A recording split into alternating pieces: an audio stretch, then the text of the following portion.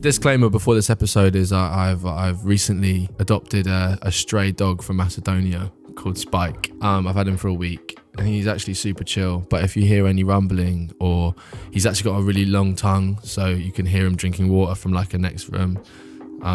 So yeah, hope you enjoy. Okay, yeah, welcome to the Whole Truth podcast with me, Jordan Stevens, aka Alvin Native. Oh yeah, you actually go for a legit AKA, yeah. Although I'm not sure I'm a stick with that. I don't know. I put it on you, innit? You really, yeah. Yeah, but AKA Gnarly Ventura. I call myself that once. AKA Ultra J. I wanted to call myself Sideshow. You call me Sideshow Bob? You're a cute Sideshow Bob. You know, if Sideshow Bob was cute, I have like I have like an acute trauma response to that. I'd say it's like the most identifiable. Do they just trigger you? A little bit. Is Sideshow Bob ethnic?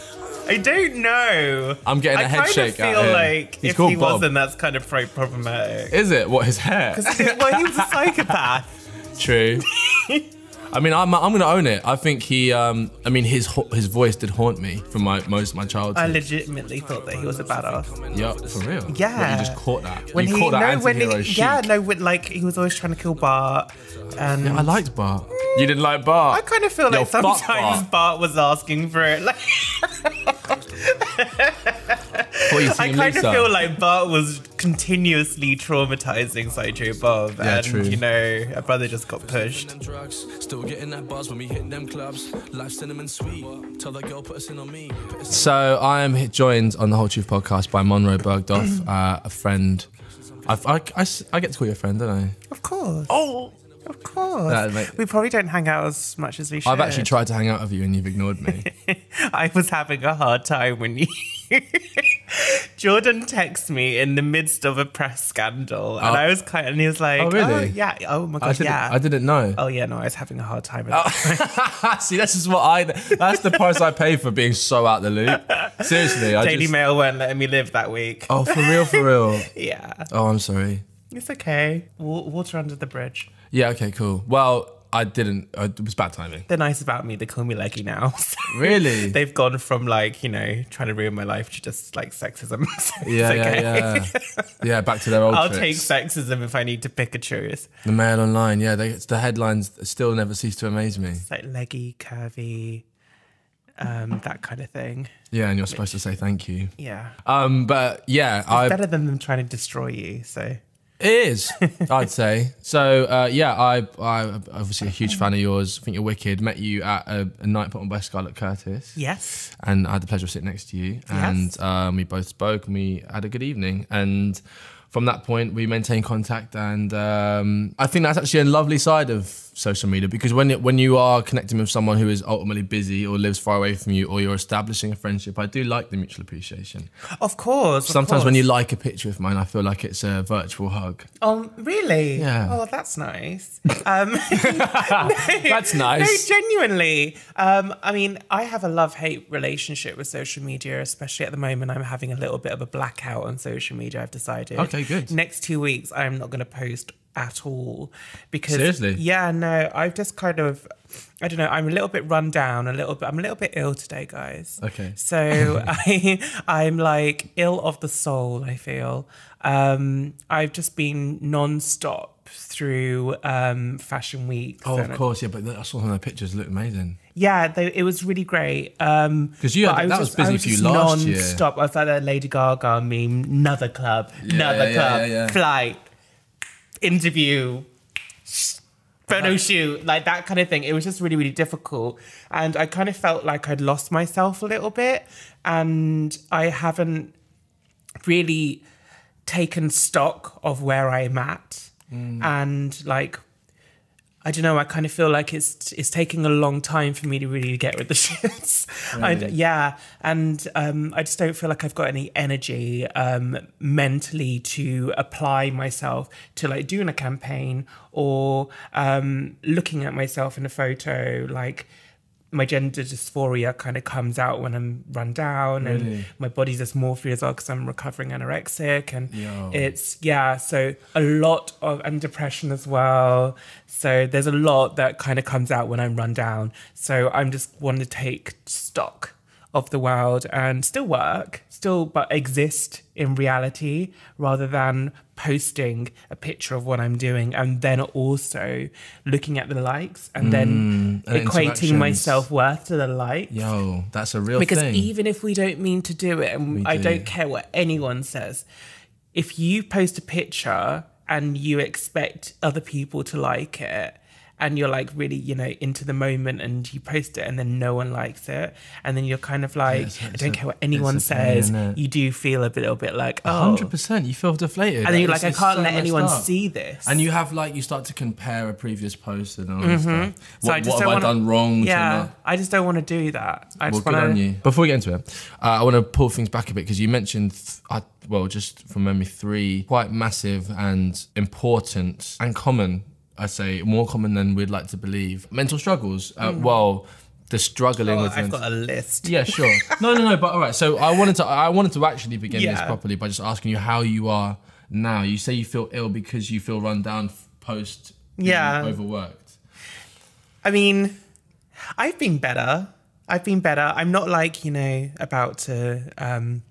You're not going to see me in the news tomorrow and it's like kind of checked into the Priory or anything like that. Like I could do with some time away. So I'm going to do that.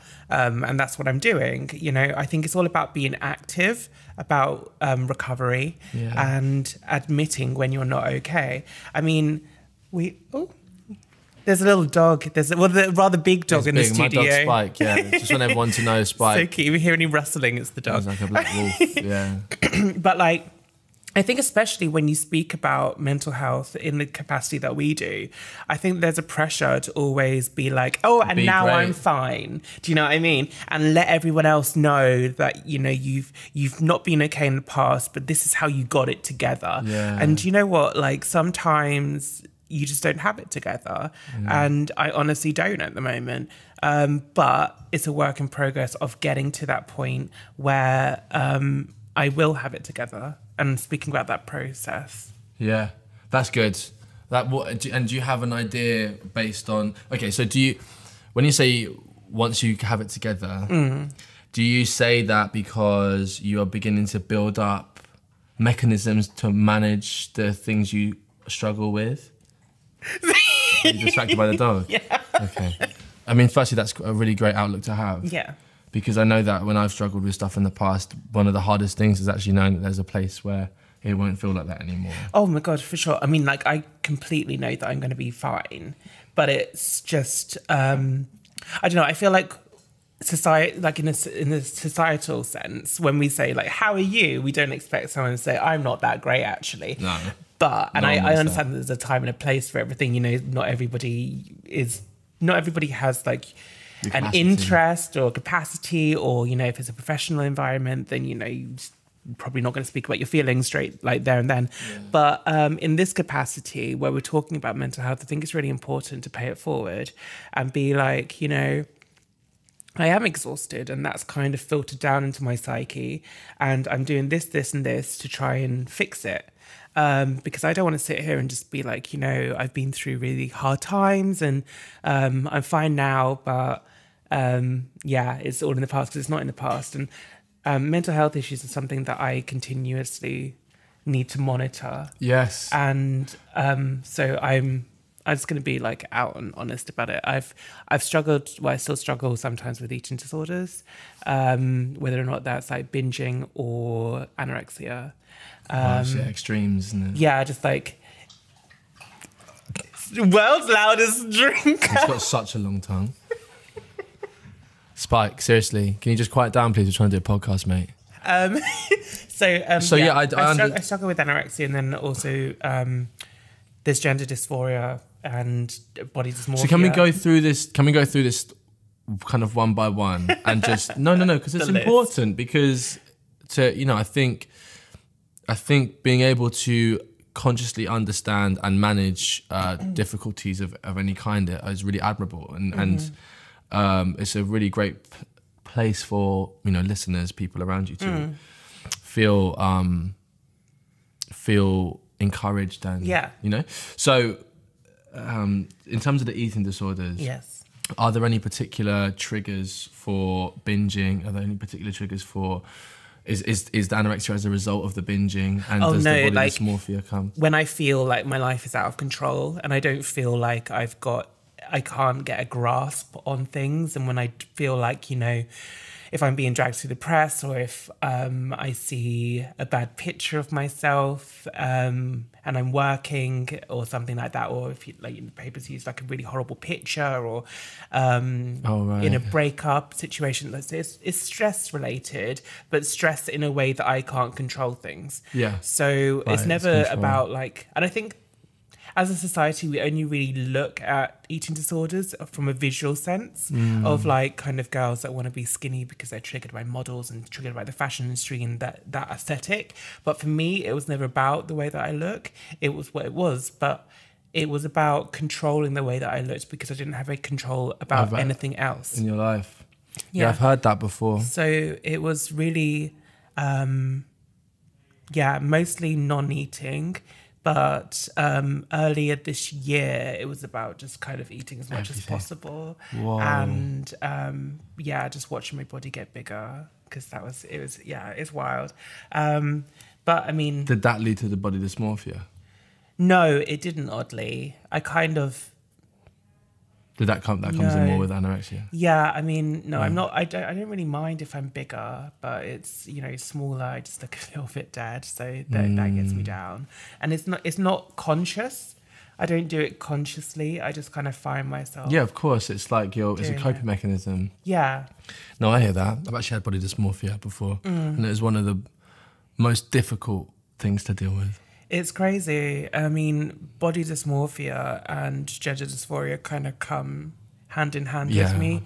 But like, it'll be really weird. Like I'll look at a picture of myself and I won't be able to see how I look. I can just see a face, and I can't see, like on the head, it's like the head hasn't got a face on it, and then the face is detached from the head. Really? And so all I'll see is like facial features. And I was like, I don't even know what I look like. Really? Yeah, it's bizarre. And that's to do... So explain the gender... Well, I mean, I'm like...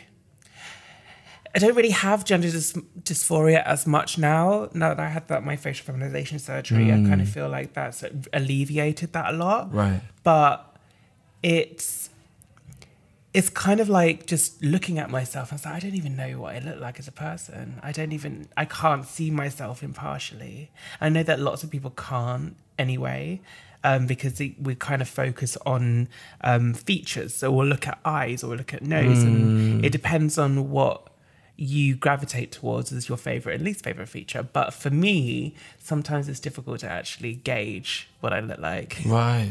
Wow. But I mean, that really does come with stress as well. Yeah.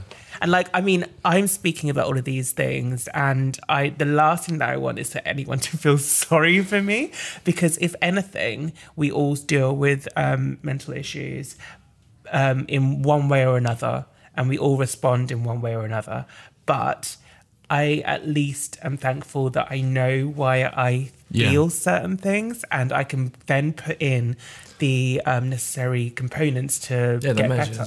That's, I'd say, the most important and most inspiring part of how you talk about it, because I think it's being able for you to be able to identify or even to correlate you've been run down with particular kind of like, you punish yourself, don't you, with your mind? Oh my God, 100%. And that's what it is. Like, but to identify that is really important, because I think that if you're not aware of that stuff, you find yourself in a situation, or I know that I have, or people around me, where you're even so tired that you're not aware of why you're feling extra things. You spiral. For sure. And like, I've gone for sure, and you're for real. Yeah. I definitely think it's all about identifying why you're feeling, how you're feeling, and then deconstruct. And I'm literally exhausted. That's it. There's not really anything wrong in terms of my situation, like where I'm at. I feel like I'm in a good place. But you can't be in a good place and continuously just giving away parts of yourself. And that's where I was. And I also haven't stopped working for like a year. Like I had a week break, but really a week in a year of a highly stressful year, probably like one of the most formative years of my life. Last year? Yeah, like since the whole L'Oreal thing. Was that last year? I thought it was the year before. It was last year, like a year exactly. Really? Yeah, it feels like a lifetime. Yeah, I thought it was 2016. In all of that time, I literally haven't stopped working. Yeah, sure. Which is great. For good reason. I'm thankful for the opportunities. Yeah, you're fighting a good fight. At the same time, it's like giving away a lot. Yeah, sure. It's really important to conserve energy. Definitely. I always say that you're no use to anybody else if you're not being good to yourself. Yeah. It's the same as like RuPaul. How are you going to love someone else? Now, how in the hell are you going to love someone else if you can't love yourself? Yeah, for real. You know, the other one, I don't know if this is a little bit unconnected, but my other mantra most of my life has been Dr. Zeus. I think I might have Dr. Zeus. I might mention this already on this podcast, but yeah, he has a thing which is be who you are and say what you feel, because those who mind don't matter and those who matter don't mind. I love that. I love that. I honestly think it keeps me safe sometimes. I think that Madeleine Albright said something very similar too. In regards to how mad life has been for you, because I think it seems wild to me that it's been a year since that whole L'Oreal thing went down. But what is it about? What is it about that situation, or being outspoken, or things you particularly said that you want to say about that? What are the little moments that, you know, aside of the kind of big questions of why or what, or you could respond with that, but I want to know about like that moment, the moments around particular responses or reactions, or how you felt with L'Oreal, or how you felt with, you know? I mean, I think it's all about going past the fact that it was L'Oreal. Yeah, that situation sucked, but I think it's more about now looking at how brands work with real people, or people with actual opinions and life experience, especially when you're employing marginalized people. I feel like it's all about looking at brand responsibility. And if we're doing these campaigns around empowerment and about representation and visibility, then it needs to be real. And it can't just be about, you know, employing somebody because they're someone or because they look a certain way. It has to really be about standing behind that person and what they think and what they've experienced. So really, I just want brands to actually invest in voices and really be about it. You know, don't just talk about being for dark-skinned women, but then not actually stocking that makeup. You know, it's like following through. For real. And don't say that you're you know, there for trans lives and black lives and then putting them in the campaigns, but then only having that for like visibility's sake, or like kind of commodifying it and tokenism. So I think it's all about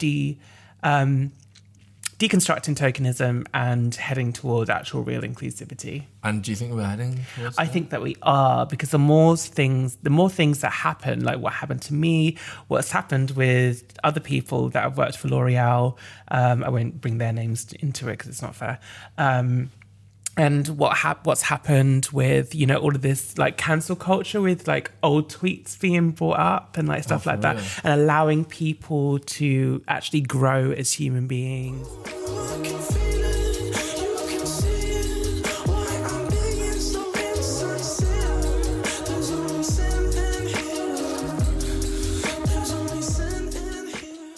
Do you feel as though you've had a space to be able to speak honestly about how these situations in your life has affected your mental health?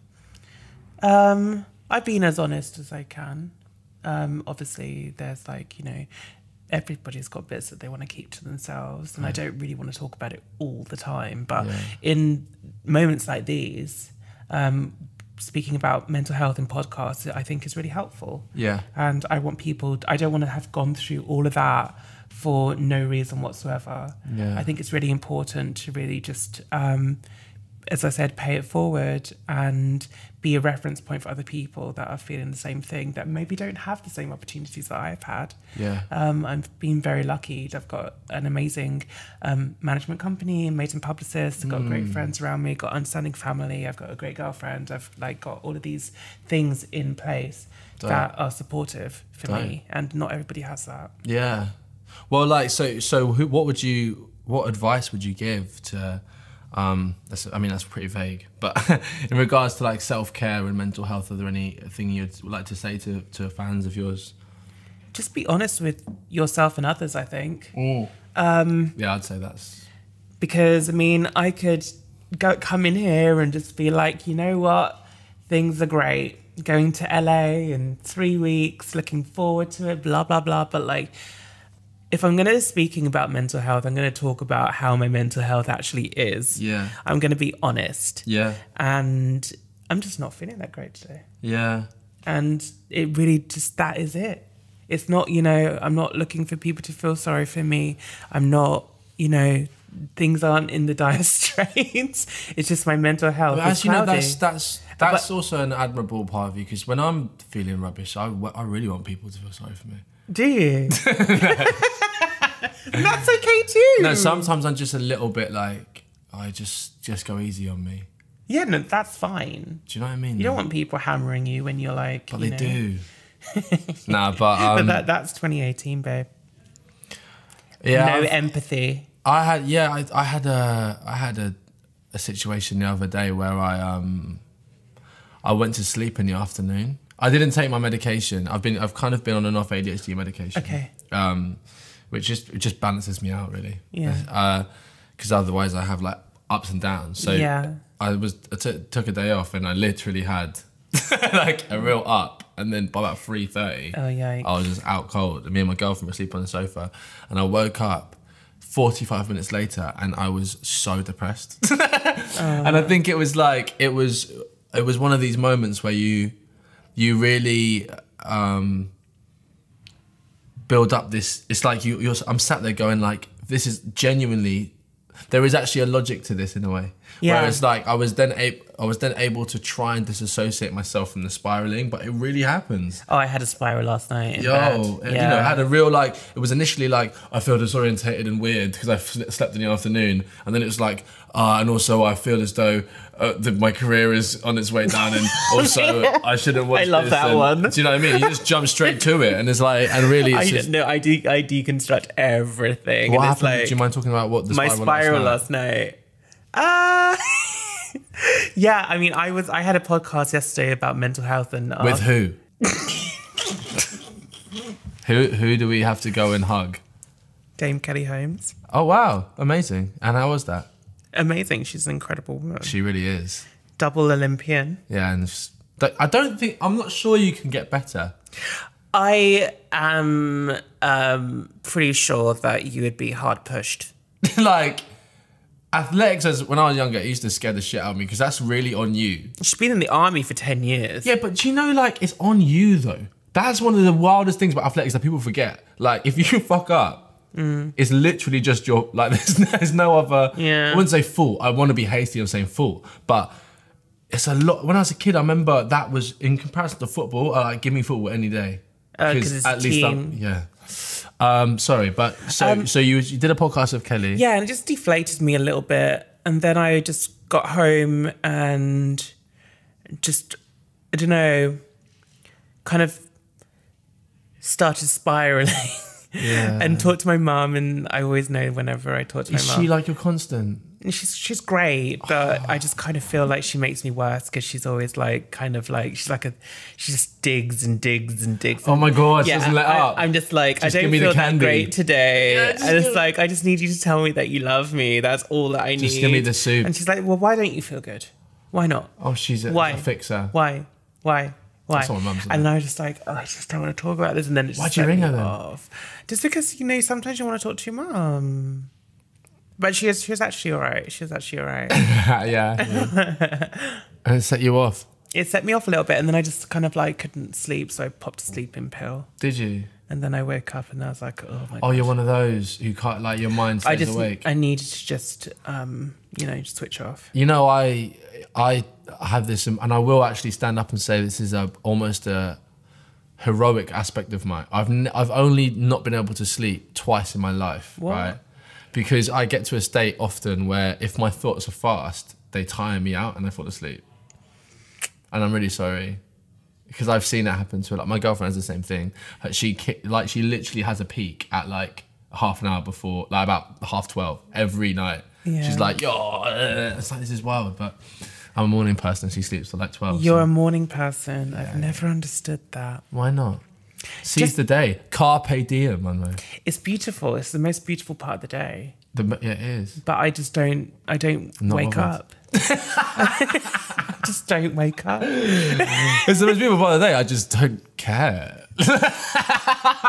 I love that. Yeah, no. How was morning? How was morning, Twitter? I don't know what's morning. I don't know what it is. That's amazing. I remember, once I saw this tweet, right? And I thought, like, this is such a beautiful state of affairs. I saw one, like, a sick producer tweeted going, yo, what's the weather like today? And I just thought, that is amazing. Like, this guy is clearly, like, he must be near a window. Do you know what I mean? Like, he's not in prison. Like, even then you'd know. Like, he's at a point where he's so chilled out. He's gone, I'm actually just going to get a down low. I love it. Also, didn't even got a weather app. You know what I mean? Like, Google. Yeah. But one thing I do want to talk about is friendship, because I find that interesting. Personally, I didn't really understand the concept of friendship until I was literally about 18. Okay. Only child. Very heady a lot of my life, very up in my head, which is great and wonderful and creative, but similarly, like, very logical sometimes, to the point where I didn't understand that just spending time with people was like building a friendship. It can be really self-destructive as well. Yeah. But now I've got loads of friends. Anyway, that's one thing that is to be, we've, again, one of the IAMWHOLE incentives has been speaking to friends. It's interesting that your mum is someone who you speak to in those. Is there anyone else around you, or is there anyone you would like to speak about who's been particularly supportive, or... Yeah, I mean, I've got a really close-knit group of friends. I actually was in a collective with them called Pussy Palace. Oh, yeah. With the X. With the X. Oh, I've been meaning to go to one of those nights. So, Pussy Palace with an X instead of the U.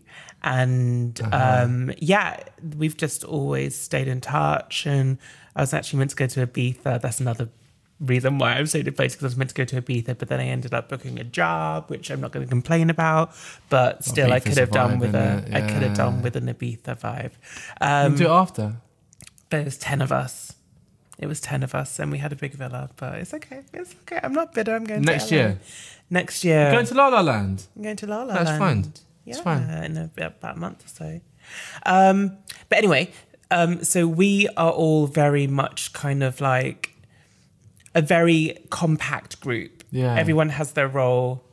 We all pull each other up. And, really? Sky's like the mum. Nadine's like, I don't know, she's like your auntie, I feel. Like she's an auntie. She's like the auntie who cooks things well. Like when I used to have an auntie Pat. Yeah. Sorry, Mum, if you're listening to this, but like Auntie Pat's cooking was so much better than my mum's. That's you just sent for your mum, right? Oh no, she made rice and beans so well, and like the chicken was just so good. Marinate, that's the way it was. It was just, I don't know what she did to it still this day, but it was just so good. You can put some real tricks in there. Yeah, I've seen someone stick Coca-Cola in a jerk sauce before. Okay, I mean it was really good chicken and jack rice. But I give it to my mum. My mum made. Jack rice. No, stop. Sorry. Oh my God, stop. Sorry. That's another podcast. Yeah. But yeah, my mum made good gullet bread. But anyway, so Nadine is the auntie. Kay Sang's like the naughty big sister who you can steal clothes from, always steals your clothes. And I guess I'm like the gel. I guess. Do you like being the gel? I think I'm like the unknowing gel. Right. And I'm the gel that doesn't know it's the gel, but secretly. Guys, I so don't know I'm the gel that holds all of us together. I don't know. I just kind of feel like... You're like the humble gel. I'm like the jazzy gel. I'm like the jazzy gel. I'm the cool gel. Jazzy gel. No, Yo, I don't know. You ever thought of doing a rap career? Because I got your No name one right wants to. there, son. Jazzy gel. No one wants to hear me rap. I do. I got asked if I wanted to record a song the other day. By who? Say I'm their not full gonna name. say. No, because people are gonna start saying that I should do it. I definitely think you should do it. If you guys think that Munroe should start a rap career, then please hashtag IAMWHOLE, You know hashtag munroebars.com/jazzy gel. I think I could like kind of do like a speak. I mean, what is Spoken rapping word. these days anyway? What is rapping these days anyway? That's the most kind of senile thing I've heard you say. Spoken word. No, you put went that in my mouth. You said what even is rap these days? And But what is actually, it? You know what? I'm gonna retract that statement because one, senile is a bit of a wild word to use, and secondly, because I actually probably have said the same thing recently. I want my dreams of cream on top, but it seems that cream goes off. Cash rules everything around me, but everyone around me speaking for. You got your click right. That's amazing. And would you say that they've been instrumental in? Oh my god, for sure. Absolutely.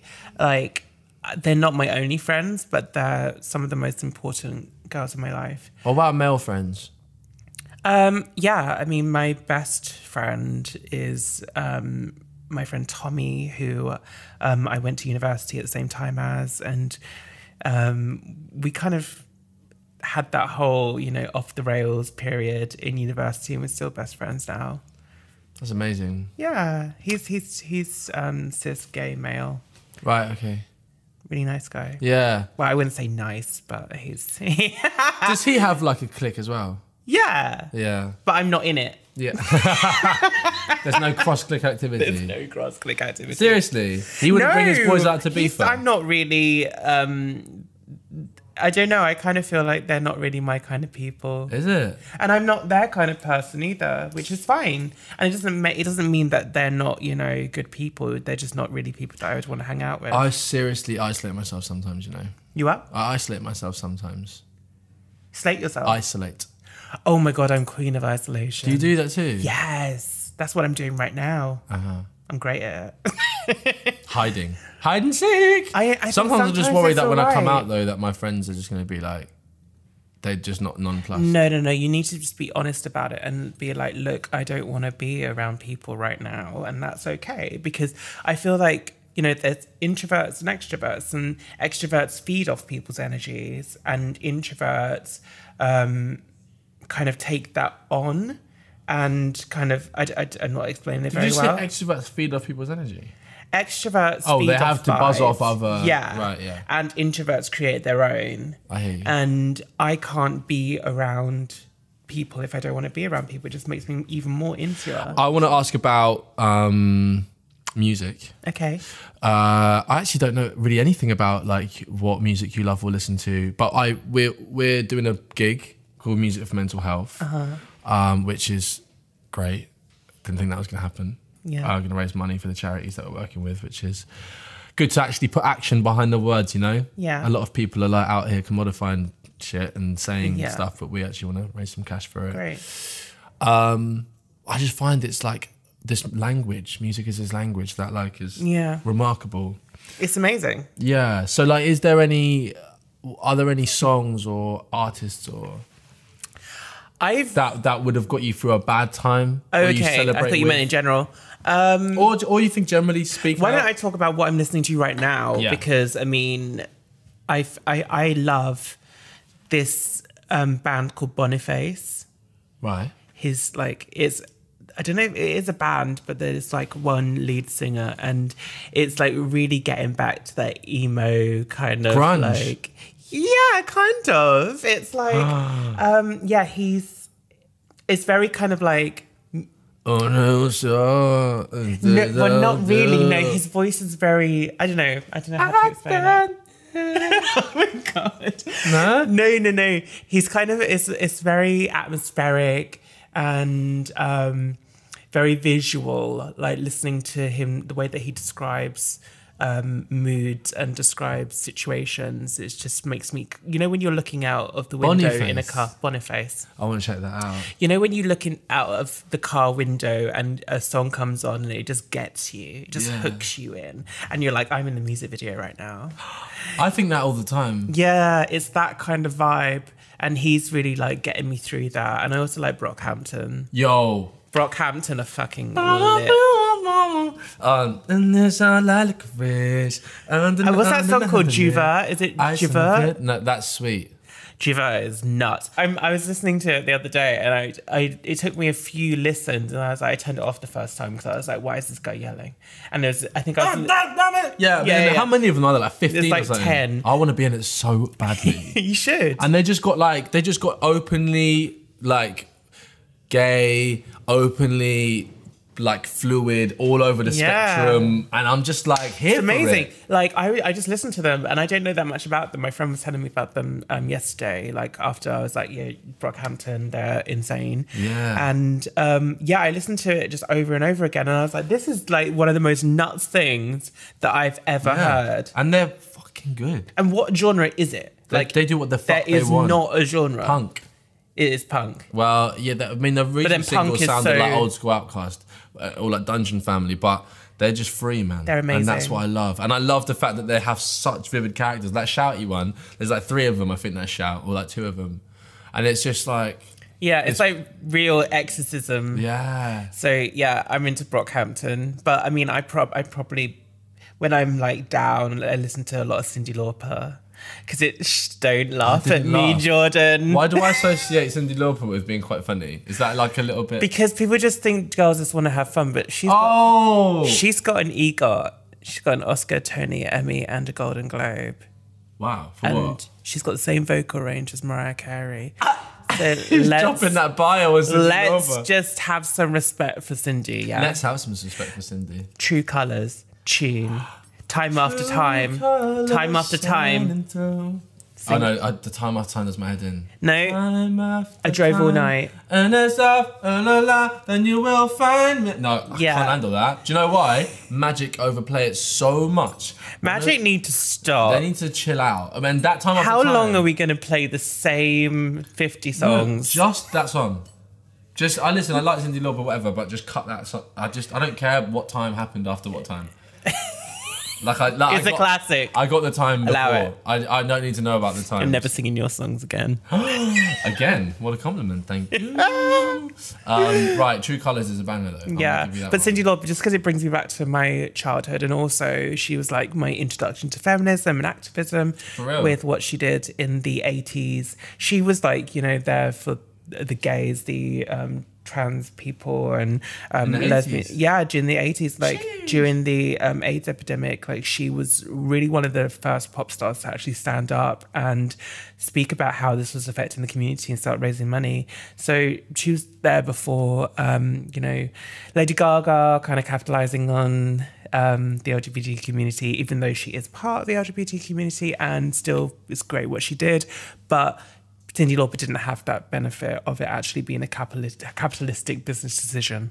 Wow. Yeah. You could see it as actually being like it would have worked against her. So oh my God, for sure. I mean, I'm not, you know, love that. That was not a read with Lady Gaga at all. No, but I know exactly what you're saying. Do you know what I mean? I kind of feel like, you know, there's money to be made from the LGBT community, but like back then there wasn't. It was actually detrimental to your career. So she cared. She cared. And that was like my introduction to activism through allyship. And it just reminds me of that child, you know. I remember where I was when I was listening to the album. Yeah. And how I felt. And I think it's all about getting back to that child state. So lastly, because we've done over now, and it's been so... this has been rich. Okay, great. I was way to describe it. Rich. Do you like dark chocolate? No. You don't like dark chocolate? No, I like milk. Okay. Well, this has been rich, like a wonderful... Cocoa. And what... Maybe could you give an idea of what you'd like to see change in regards to how people view their mental health and or how people in the world interact with each other? I would like us to be more open to hearing about people's mental health. I think that it's all well and good, like kind of saying that people should be open about their mental health, but we need to adjust how we hear about mental health. So when someone is speaking about their mental health, maybe don't think that you need to give them their sympathy. You just need to be open to hearing it. Hold space. Because, you know, it exists. Bad mental health exists. It doesn't mean anything about that person. It just means that they're going through something, somewhat of an adjustment. And it's not something that, you know, you need to look down on someone about, or that you need to be like, oh, come on. Like, you've got so much going for you. Just like, you know, I think offer those people tools, offer those people space, offer those people examples of, you know, places that they can go or services that they can access. But I think that when someone opens up about their mental health, it's not always sympathy that they want. It's just space to get better, or resources. So real tangible resources and understanding, I would like.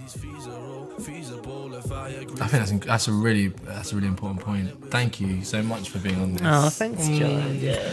I really want to have you on again at some point, because I like to look at this as a circle, a family. You know? Yeah, I'll come back when I'm in a good place. This is me in like a. You can come back in whatever place. I'm so happy that you've actually taken the time to come down. You know, considering you're so tired. I mean, life doesn't stop. Anyway, thank you for listening to the Whole Truth podcast. Subscribe now so you can get updates, I think, and also share it if you want. If you or someone you know is affected by anything we talked about in the podcast, check out the IAMWHOLE website for where you can find tips on places to go for support, advice and help. Look after yourselves.